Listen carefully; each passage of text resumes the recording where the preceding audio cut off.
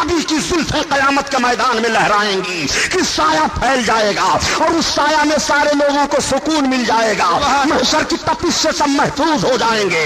اعلیٰ حضرت عظیم البرکت عاشق رسول نے اسی طرف اشارہ کیا کہ ہم گنہگاروں کو یا رب تپش محشر میں، سبحان اللہ، ہم سیاہ کاروں پہ یا رب تپش محشر میں، سایہ افغن ہو تیرے پیارے کے پیارے گیسو، سایہ افغن ہو تیرے پیارے کے پیارے گیسو۔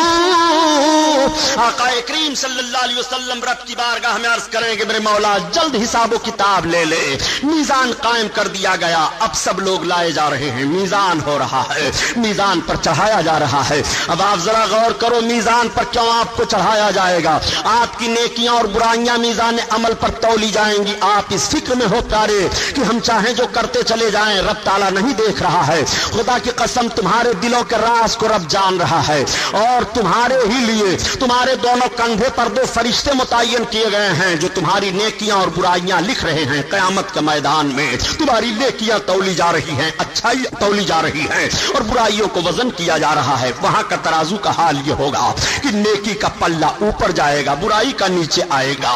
مجرموں کو چڑھایا جا رہا ہے، کچھ تو ایسے ٹھہریں گے جن کو نیکیاں ہی نیکیاں ہیں، مگر کچھ ایسے بھی سیاہ کار ہوں گے، کچھ ایسے بھی ہم جیسے ناکارہ ہوں گے۔ جب میزان عمل پر چڑھایا جائے گا تو صرف برائیاں ہی برائیاں ہیں، نیکیوں کا پتہ ہی نہیں۔ اب وہ گنہگار چیخ پڑے گا اور رونے لگے گا، نگاہیں اس کی جھک جائیں گی شرم و ندامت سے۔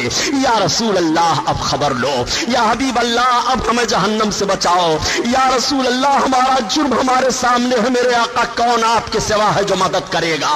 اعلیٰ حضرت کے بھائی استاد زمن علامہ حسن رحمت اللہ تعالی علیہ فرماتے ہیں کہ قیامت کے میدان کا حال یہ ہوگا کہ کوئی نبی کو میزان پر پکار رہا ہے، کوئی حوض کوثر کے پاس پکار رہا ہے، کوئی پل صراط کے قریب پکار رہا ہے، اور آقا کا کریمانہ حال ہوگا کہ سب کی مدد فرما رہے ہیں۔ جب سرکار کو آواز دی جائے گی تو اس کا نقشہ استاد زمن نے اس حیثیت سے کھینچا ہے کہ کسی طرف سے صدا آئے گی حضور آؤ، نہیں تو دم میں غریبوں کا فیصلہ ہوگا۔ میرے آقا صلی اللہ علیہ وسلم جلوہ افروز ہوں گے، ارشاد فرمائیں گے اللہ کے فرشتوں کیا بات ہے یا رسول اللہ، یہ آپ کا امتی ہے، ابھی ابھی اس کا میزان کیا گیا مگر اس کے پاس اتنی نیکیاں نہیں ہیں کہ یہ جنت میں جا سکے۔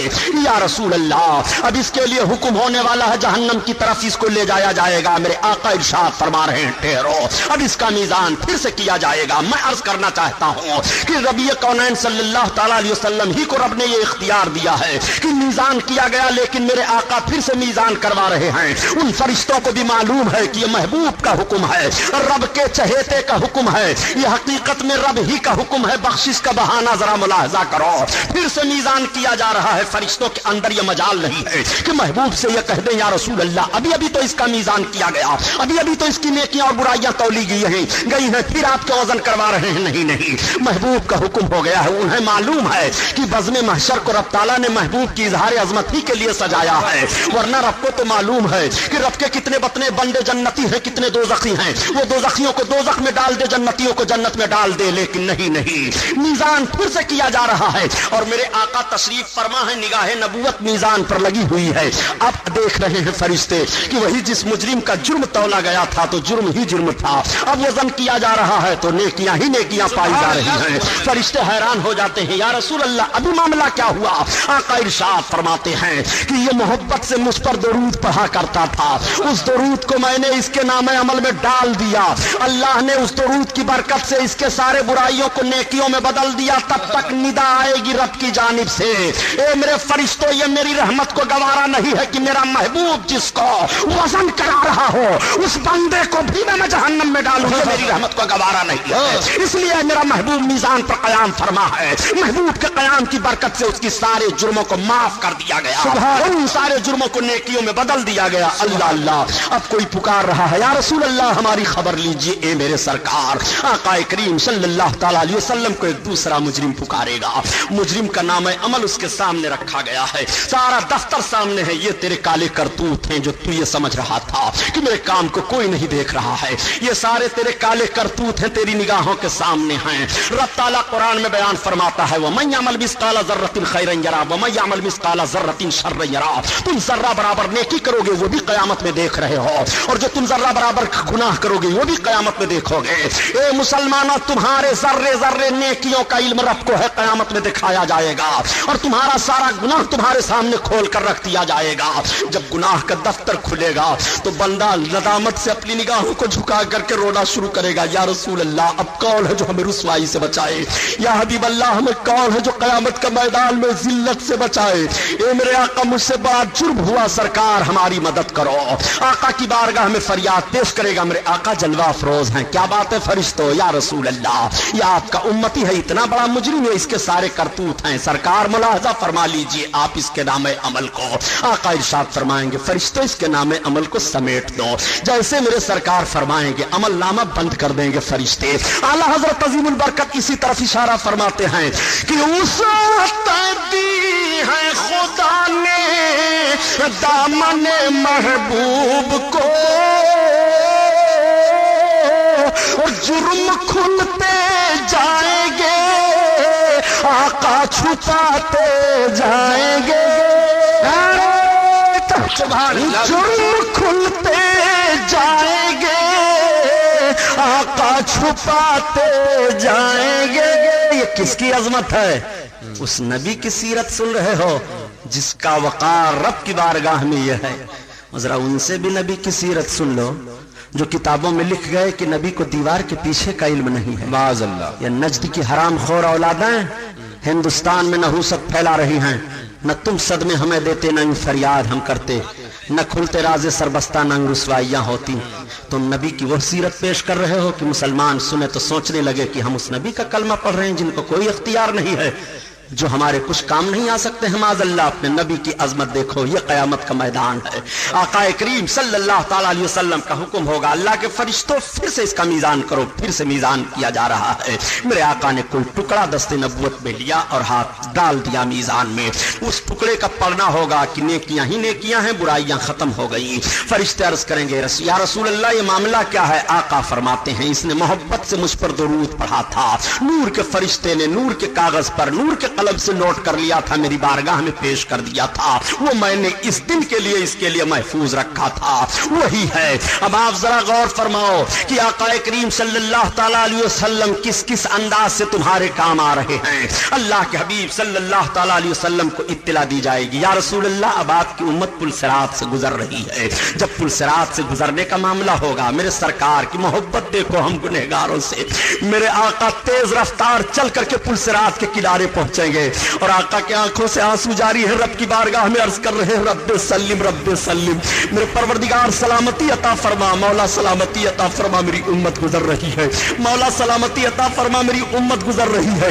آقا کریم صلی اللہ تعالی علیہ وسلم جب اس طرح سے دعا مانگتے ہیں تو اعلیٰ حضرت عظیم البرکت عشق کے میدان کے دھنی ہیں. وہ عرض کرتے ہیں یا رسول اللہ جب آپ پل صراط کے کنارے قیام فرما ہو اور ہم غلاموں کا گزر ہو تو اب ہم پل صراط سے گزرتے ہوئے ڈریں گے نہیں, بلکہ اب تو ہم پل صراط سے مچلتے ہوئے گزریں گے. رضا پل سے اب وجد کرتے گزریے, سبحان اللہ, پل سے اب وجد کرتے گزریے کہ ہے رب سلیم صدائے محمد, صدائے محمد صلی اللہ تعالی علیہ وسلم. آقا کریم صلی اللہ علیہ وسلم جلوہ افروز ہو گئے اور رب سلم رب کی بارگاہ میں عرض کر رہے ہیں. میرے آقا فرمائیں گے کہ ایسا کرو جبریل کو اطلاع دو. حضرت جبریل کو کیوں اطلاع دی جا رہی ہے ذرا اس کو بھی ذہن میں رکھیے. میرے سرکار صلی اللہ علیہ وسلم مکہ کی سرزمین پر ہیں اور جب رب تعالیٰ نے اپنے محبوب کو اپنے قرب میں بلایا تھا عرش اعظم پر جب میرے سرکار تشریف لے گئے تھے جس کو معراج کہا جا رہا ہے, معراج کی رات ہے. آقا کریم صلی اللہ علیہ وسلم حرم شریف کے سامنے حضرت ام ہانی کا مکان ہے، ان کے مکان میں میرے آقا جلوہ افروز ہیں، رات کا سناٹا ہے، حضرت جبریل علیہ السلام 70,000 فرشتوں کی جماعت لے کر کے حاضر ہوتے ہیں، اور حضرت ام ہانی کا دروازہ کھلا یا چھت پھٹی، حضرت فاطمہ رضی اللہ تعالی عنہا فرماتی ہیں کہ میں اس وقت دروازہ کے قریب موجود تھی، آقا کریم صلی اللہ علیہ وسلم آرام فرما رہے تھے، کسی نے آواز دی، میں دروازہ کھولنا نہیں چاہتی تھی، مگر میرے ابو نے کہا بیٹی دروازہ کھول دو۔ جب میں نے دروازہ کھولی تو میں نے دیکھا کہ کتنے لوگ ہیں جو حاضر ہیں، آقا کریم صلی اللہ تعالی علیہ وسلم کے لیے ایک روایت معراج شریف کی یہ بھی ہے، اور دوسری روایت یہ ہے کہ حضرت جبریل علیہ الصلوۃ والتسلیم تشریف لائے،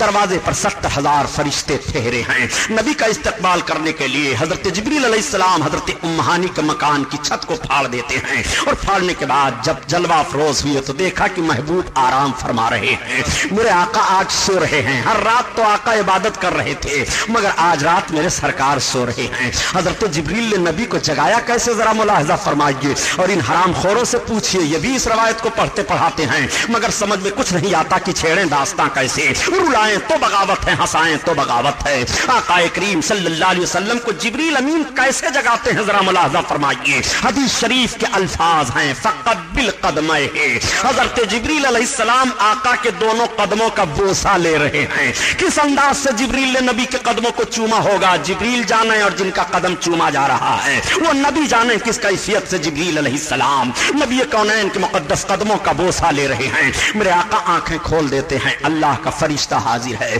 یا رسول اللہ سلام آپ کو عرض کیا جا رہا ہے، اور رب نے آپ کو سلام پیش کیا ہے۔ میرے آقا آج رب کے قرب میں آپ چلیے، اللہ نے آپ کو بلایا ہے۔ حضرت جبریل علیہ السلام سارا ماحول عرض کرنے کے بعد عرض کرتے ہیں، یا رسول اللہ ہم ایسے آپ کو نہیں لے چلیں گے، آپ کو دولہا بننا ہے۔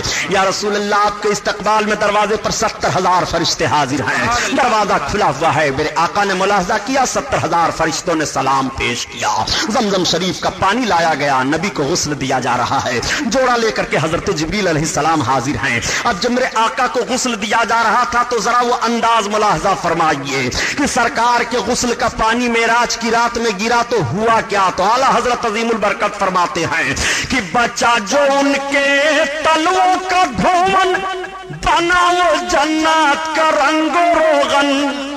سبحان اللہ سبحان میرے سرکار کو جب غسل دیا جا رہا تھا تو پانی کہاں سے پہلے ڈالا جاتا ہے، سر سے ڈالا جاتا ہے، تو اعلیٰ حضرت عظیم البرکت فرماتے ہیں کہ اتار کر ان کے رخ کا صدقہ یہ نور کا بٹ رہا تھا بالا کی چاند سورج مچل مچل کر جبی کی خیرات مانگتے تھے۔ سبحان اللہ سبحان اللہ۔ اور بچا جو ان کے تلووں کا دھون بنا وہ جنات کا رنگ و روغن، جنہوں نے پائی دولہا کی اترن وہ پھول گلزار کے چنے تھے۔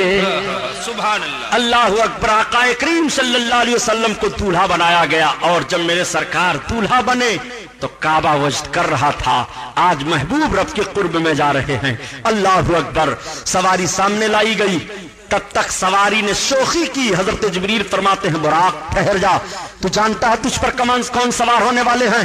یہ امام الانبیاء ہیں، سید المرسلین ہیں۔ براق نے عرض کیا اے سید الملائکہ، میں گستاخی کی بنیاد پر شوخی نہیں کر رہا ہوں، بلکہ میری ایک آرزو ہے کہ آج رب کے قرب میں محبوب جا رہے ہیں، اور جس طرح سے مجھ کو سواری ہونے کا شرف بخش رہے ہیں، اے سید الملائکہ میری ایک تمنا ہے، آقا کی بارگاہ میں میری طرف سے آپ عرض کر دیں کہ کل قیامت کے میدان میں سرکار جب حشر کا دولہا بن کر کے اور جنت میں تشریف لے جانے لگے تو مجھے کو سواری ہونے کا شرف۔ سبحان اللہ سبحان اللہ۔ صرف یہی میری تمنا ہے۔ تب تک حضرت جبریل نے عرض کیا یا رسول اللہ آپ سن رہے ہیں براق کیا کہہ رہا ہے؟ آقا نے فرمایا جبریل ہم نے سن لیا، براق سے کہہ دو اس کی تمنا پوری کر دی۔ سبحان اللہ۔ اللہ اکبر۔ یہ سواری ہے، جانور ہے جو نبی سے اپنی تمنا پوری کروا رہا ہے، مانگ رہا ہے۔ یہ کیسے جانور ہیں کہ نبی سے مانگو تو مشرک قرار دے دیے جاؤ، نبی تمہیں کچھ دے نہیں سکتے ہیں، یہ الزام لگایا جا رہا ہے اور نبی کی مقدس ذات پر حملہ کیا جا رہا ہے۔ دیکھ دیکھ نبی سے جانور کس طرح سے مانگ رہا ہے. وہ جو براق ہے سواری ہے معراج میں آقا کریم صلی اللہ علیہ وسلم جس پر سوار ہونے کے لیے جا رہے ہیں, سرکار نے اس کی مراد کو پوری کر دیا. اب میرے آقا چلے اور جب سدرہ پر پہنچے جہاں حضرت جبریل کے ٹھہرنے کی جگہ ہے, حضرت جبریل علیہ الصلوۃ والتسلیم نے عرض کیا یا رسول اللہ اب میں آگے نہیں جاؤں گا. میرے سرکار نے ارشاد فرمایا آگے نہیں چلو گے؟ یا رسول اللہ نہیں. آقا نے ارشاد فرمایا جبریل تمہاری کوئی حاجت ہے؟ عرض کرتے ہیں یا رسول اللہ اب آپ ٹھہریں. میرے سرکار میری بھی ایک تمنا ہے, وہ تمنا یہ ہے کہ جب آپ مکہ سے چلنے لگے تھے تو براق نے عرض کیا تھا کہ قیامت کے میدان میں جب آپ حشر کا دولہا بن کر کے چلیں تو سواری ہونے کا وہاں بھی مجھے کو شرف بخش دیں. یا رسول اللہ میری تمنا یہ ہے کہ قیامت کے میدان میں جب پل صراط سے آپ کی امت گزرے تو پل صراط پر آپ کی امت کو گزرنے کے لیے میں اپنے پر کو فرش بنا دوں. یا رسول اللہ یہ میری تمنا قبول فرما لیجئے. میں عرض کر رہا ہوں کہ نبی سے معراج کی رات میں مانگ کون نہیں رہا ہے؟ جانور تو مانگ رہا ہے, چرندے پرند تو مانگ رہے ہیں, ہوا فضا تو سوال کر رہی ہے, آسمان کے دروازے پر سوالیوں کی بھیڑ لگی ہوئی ہے, سارے لوگ نبی سے مانگ رہے ہیں, سید الملائکہ نبی سے مانگ رہے ہیں. آج نبی سے مانگا جائے تو شرک کا فتویٰ لگایا جا رہا ہے. میں کہتا ہوں تم بتاؤ آخر مسلمانوں کو مانگنے کا دروازہ کہاں ہے؟ کس دروازے سے مسلمان مانگے گا؟ تمہیں جو کچھ حاصل کرنا ہے نبی کی بارگاہ میں آنا ہوگا. تمہیں اگر آخرت لے لی ہے تو نبی کی چوکھٹ پر آؤ تب پاؤ گے. تمہیں وقار لینا ہے تو نبی کی بارگاہ میں آؤ تب پاؤ گے. تمہیں بخشش کا پروانہ لینا ہے تو مصطفیٰ کی چوکھٹ کی حاضری دو تب تمہیں ملے گا. تمہارا رب ارشاد فرماتا ہے بلو انہم ظلموا انفسہم جاؤکا. نبی کریم ہی کی چوکھٹ ہے جو تم خدا کی عطا حاصل کر سکتے ہو. آقا کریم صلی اللہ تعالیٰ علیہ وسلم سے حضرت جبریل نے یہ منوا لیا تھا, میرے آقا نے قبول فرما لیا. اب قیامت کے میدان میں جب سرکار پل صراط کے کنارے تشریف فرما ہو رہے ہیں, ارشاد ہو رہا ہے جبریل کو اطلاع دو میری امت گزر رہی ہے. اسی لیے تو اعلیٰ حضرت عظیم البرکت فرماتے ہیں کہ اہل صراط روح امی کو خبر کریں. سبحان اللہ سبحان اللہ. اہل صراط روح امی کو خبر کریں اور جاتی ہے امت نبوی فرش پر کریں, فرش پر کریں. میں آپ لوگوں سے پوچھنا چاہتا ہوں قیامت کے میدان میں پل صراط سے گزرو گے, سید الملائکہ اپنا پر فرش بنا رہے ہیں. ذرا اپنے قدم کا جائزہ لیجئے اور گناہوں سے توبہ کیجئے. آپ کو کتنا وقار ملا ہے. آقا کے صدقہ میں امت گزر رہی ہے. میرے سرکار کا کریمانہ حال ذرا مراحب الاحضا فرمائیے. قیامت میں اتنی بھیڑ بھاڑ ہے, سارے گنہگار مغفرت مغفرت چلا رہے ہیں, سارے لوگ فریاد کر رہے ہیں. آقا کا یہ کریمانہ حال ہوگا, کیسے کیسے انداز سے لوگ بخشے جائیں گے. میرے سرکار کا دریائے کرم جوش میں آئے گا. آقا ارشاد فرمائیں گے ابو بکر شفاعت کرو, عمر ابن خطاب شفاعت کرو, سبحان اللہ. حضرت عثمان غنی کو حکم ہوگا شفاعت کرو, مولائے کائنات کو حکم ہوگا شفاعت کرو. امام حسن حسین اسی سرخ حالت میں حاضر ہوں گے. خاتون جنت کو حکم ہوگا نبی کی بیٹی محمد کی لخت جگر خاتون جنت فاطمہ جنت میں جائیں. حضرت خاتون جنت ٹھہر گئی ہیں, ارشاد ربانی ہو رہا ہے محبوب کی لخت جگر جنت میں جا کیوں نہیں رہی ہیں؟ 70,000 کنیزوں کے جھرمٹ میں خاتون جنت کو جنت میں لے جایا جا رہا ہے. سبحان اللہ. حضرت فاطمہ زہرا ٹھہری ہیں, رب کا حکم ہوگا ٹھہر جانے کی وجہ. عرض کریں گے میرے مولا میں اپنے بچوں کے خون کی سرخی تیری بارگاہ میں مانگ رہی ہوں. حضرت امام حسن حسین حاضر ہیں, رب تعالیٰ کا حکم ہوگا میرے محبوب کے نواسوں کا مطالبہ کیا ہے. عرض کریں گے پروردگار تیرے محبوب کے ناموس کے لیے حسین نے کربلا کی سرزمین پر اپنے خون کا جو آخری قطرہ پیش کیا تھا, مولا تیرے علم میں ہے میرے محبوب کے امتیوں کی مغفرت فرما. رب کا فرمان ہوگا کہ حسین سے جتنوں کو محبت ہے اعلان کر دو قیامت کے میدان میں سب کی مغفرت تک. حبیب ارشاد فرمائیں گے میری امت کے علماء تم بھی رب کی بارگاہ میں شفاعت کرو. شفاعت کا مطلب یہ ہے کہ رب کی بارگاہ میں تم عرض کرو اے اللہ یہ سب میرے متعلقین ہیں, ان کی مغفرت فرما. اور رب تعالیٰ اپنے محبوبوں کے اس عرض کو قبول کر کے بخش دے گا. اسی کا نام ہے شفاعت. آقا کریم صلی اللہ علیہ وسلم کا حکم ہوگا میری امت کے حاجیوں تم شفاعت کرو. تو جس حاجی کا حج رب نے قبول فرما لیا ہے وہ حاجی اپنے گھر کے 400 افراد کی مغفرت کرائے گا. سبحان اللہ سبحان اللہ. حافظ قرآن کو حکم ہوگا حفاظ تم شفاعت کرو، تو حافظ قرآن کے والدین کا تو حال یہ ہوگا کہ قیامت کے میدان میں حافظ کے والد والدہ کو نور کا تاج عطا ہوگا. وہ نور کا تاج پہن کر کے جب قیامت کے میدان میں چلیں گے تو لوگ پوچھیں گے یہ کون لوگ ہیں، تو اعلان کرے گا منادی یہ وہ لوگ ہیں جنہوں نے اپنے بچوں کو قرآن حفظ کروایا تھا، یہ ان کے ماں باپ ہیں جن کو یہ انعام رب کی طرف سے حاصل ہوا ہے. وہ جنت کی طرف جا رہے ہیں نور کا تاج اوڑھے، وہ جنت کی طرف چلے جائیں گے. لوگ رشک کریں گے ہائے کاش ہم بھی اپنے بچوں کو حافظ قرآن بنائے ہوتے. حافظ قرآن کے لیے حکم ہوگا وہ شفاعت کرے تو حافظ قرآن اپنے گھر کے ان 10 افراد کی بخشش کرا لے گا جن پر جہنم واجب ہو چکا ہو، یعنی ان کو جہنمی قرار دے دیا گیا ہو، وہ مغفرت کروا لیں گے. عالم دین کو حکم ہوگا تو علماء کی تو شان ہی نرالی ہے. اللہ اللہ، علماء اور شہید کے خون کا اور علماء کی سیاہی کا مقابلہ ہوگا. جب علماء کی سیاہی قلم کی اور خون وزن کیا جائے گا شہیدوں کا، تو شہیدوں کے خون پر عالموں کے قلم کی سیاہی غالب ہو جائے گی. اللہ اللہ حکم دے گا رب تعالیٰ یہ شفاعت کریں تو علماء تو یہ بے شمار لوگوں کو شفاعت کریں گے جن کی گنتی ہی نہیں ہے. آقا کریم صلی اللہ تعالیٰ علیہ وسلم کا حکم ہوگا. میرے سرکار صلی اللہ علیہ وسلم نے اذن عام فرما دیا، آپ سب شفاعت کر رہے ہیں.